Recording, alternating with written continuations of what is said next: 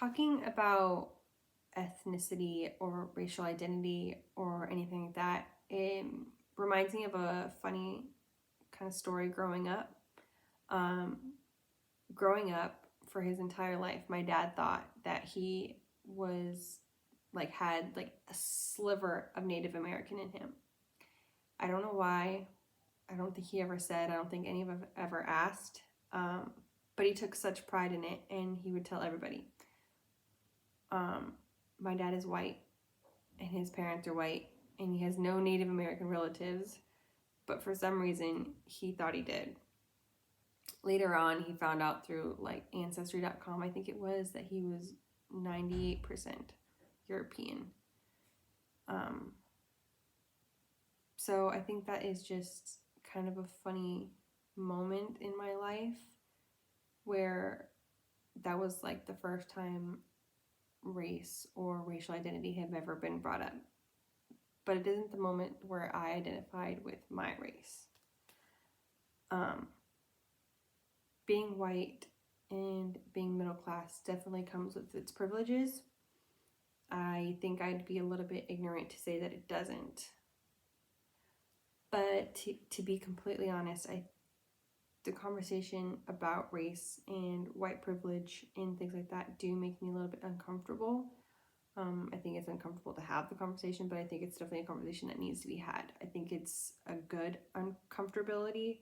I think that it's something that we shouldn't be afraid to talk about. And it's an ongoing problem in the world, and we see it every day. And I think that there would be a problem if we stopped talking about it and that we start becoming okay with the idea. But having white privilege, which I don't always like to acknowledge all the time, because like I said, it does make me uncomfortable sometimes. But being white does come with its privileges in all aspects of life, whether that be our daily life or job opportunities, things like that. Institutionalized racism, to my understanding, is racism that is distinguished from the explicit attitudes or racial bias of individuals by the existence of systematic policies, laws, or in practices that provide differential access to goods, services, and opportunities of society by race.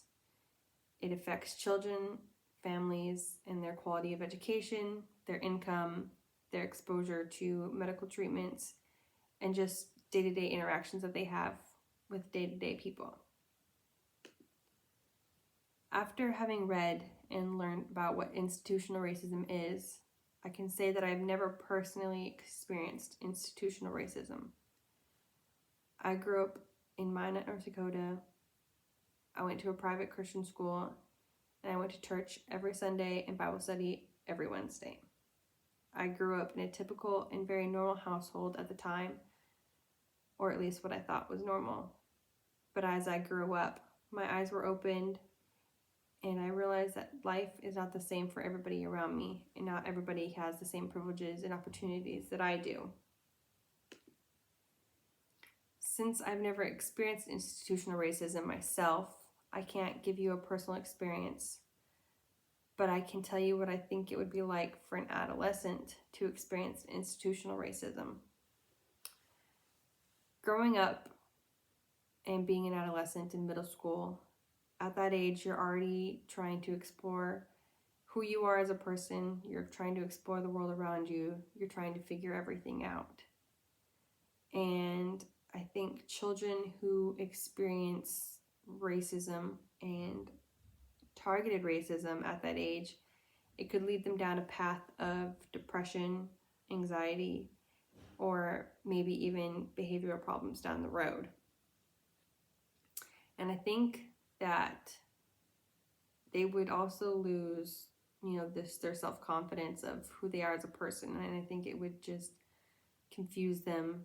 And I think it's important that we educate them. And I think it's important that we use that education to challenge inequality. Educating even those at such a young age, could help prepare those children for the world and what it's like. We could teach them how to fight back and teach them how they could make a difference in the world, not only for themselves, but also for future generations. And that would be the end of my presentation.